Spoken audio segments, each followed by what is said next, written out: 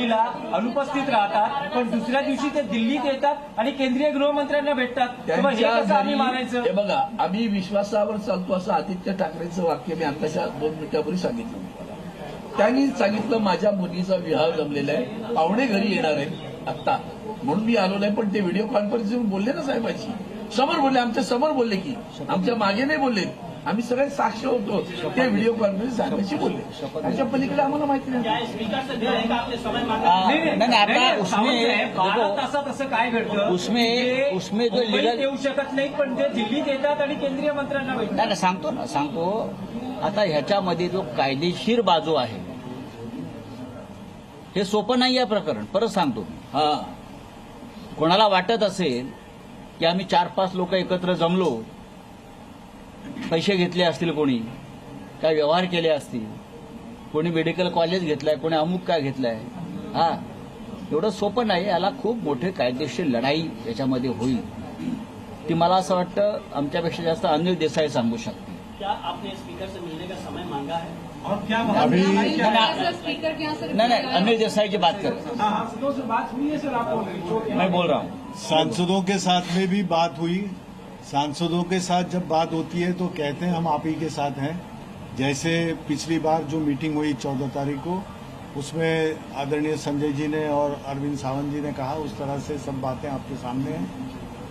सांसद किस तरह से मूव कर रहे हैं या उनको कौन मूव कर रहा है, और ओम बिरला जी जो लोकसभा के अध्यक्ष हैं उनके पास में उस तरह का उनका गुट के साथ जाना या जो भी प्रक्रिया होती है वो प्रक्रिया इस तरह से ना हो, उस प्रक्रिया को कोई चालना ना मिले, इसलिए जो एक प्रावधान है उस प्रावधान के तहत लोकसभा अध्यक्ष को अरविंद जी के लोकसभा लीडर रहने के तहत शिवसेना उद्धव बाळासाहेब ठाकरे पार्टी के तरफ से हमने एक ज्ञापन उनको दिया है. We have given them the memorandum.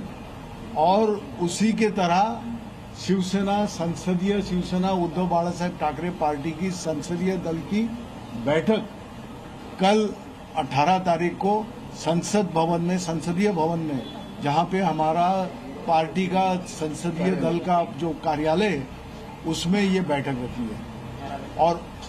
और ये सब इसलिए नहीं कि हमको उनके ऊपर भरोसा नहीं है, भरोसा जरूर है, क्योंकि उन्होंने अब तक उसका खंडन नहीं किया है कि हम तुम्हारे साथ नहीं है या ऐसी कोई बात नहीं है. लेकिन सुनिए तो सही, ये तो जो संजय राउत जी कह रहे हैं ये आप ही के द्वारा मीडिया के तरफ से ही आ रहा है. मीडिया के तरफ से आ रहा है, सोशल मीडिया की तरफ से आ रहा है, जो बयान से कह रहे हैं कि ऐसा हो सकता है. क्योंकि वो इस तरह से खुद उसके ऊपर ये नहीं जोर नहीं दे रहे हैं, वो कह रहे हैं कि ये सब बातें आ रही है. तो ये करने का जो प्रावधान है, जो कायदे कानून से हमको करना है, लीगल स्टेप्स जिसको कहते हैं, एक कैविएट के तरह एक सावधानी बरतने के लिए कि भाई हमारे सांसद हमारे साथी में है, ये आज तक का हमारा अपना भी विश्वास है, साहब उद्धव जी का भी विश्वास है और यहाँ बैठे सभी का है. देखो, हमने किसी भी पार्टी का नाम नहीं लिया है और किसी सांसद का नाम नहीं लिया है.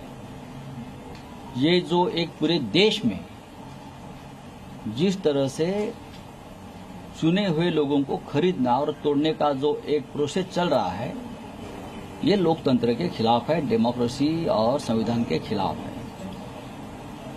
ओम बिरला जी जो लोकसभा के स्पीकर है, नियम और कानून और संविधान का पालन करके निर्णय लेना चाहिए, जो उसके पहले नहीं लिया गया है, ये हमारा कहना है. सुप्रीम कोर्ट में अब तक हमारी एसएलपी पेंडिंग है, 4 साल हो गए. निकाल लागला असता तर अशा पद्धतीने अजिबात नाही, याला सुप्रीम कोर्ट तेवढंच जबाबदार आहे. आता दबाव कशा प्रकारे येतात तुम्हाला मी सांगतो. दबाव